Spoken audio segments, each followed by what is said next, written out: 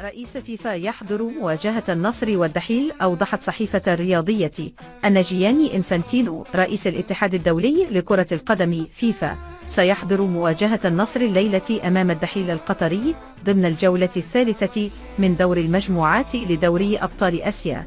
المباراة من المقرر أن تنطلق في تمام الساعة 9 من مساء اليوم بتوقيت الرياضي.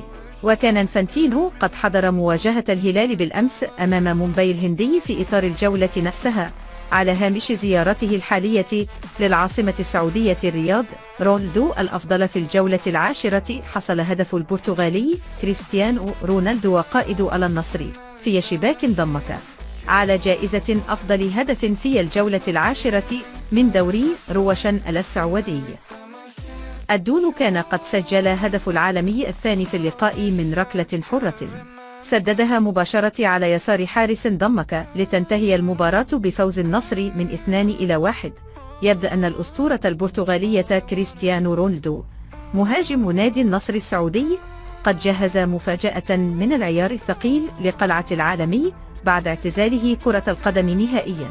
يصر البوسني ميراليم بيانيتش نجم خط وسط نادي الشارقة الإماراتي على أنه استمتع باللعب مع كريستيانو رونالدو قائد النصر السعودي أكثر من الأرجنتيني ليونيل ميسي، مؤكدا أن صاروخ ماديرا هو أفضل لاعب عمل معه على الإطلاق في مفاجأة كبرى يقترب نادي النصر السعودي من الاستعانة بمحترف جديد خلال منافسات دوري أبطال آسيا في الموسم الرياضي الحالي من 2023 إلى 2024.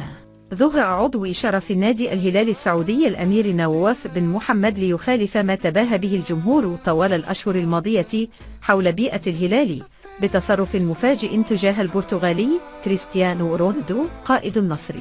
بالتأكيد لن نرى كريستيانو رونالدو يذهب لأحد المسؤولين عن كرة القدم الأوروبية لاحقا ليعرب عن ندمه على خطوته في الانتقال إلى دوري روشن السعودي للمحترفين.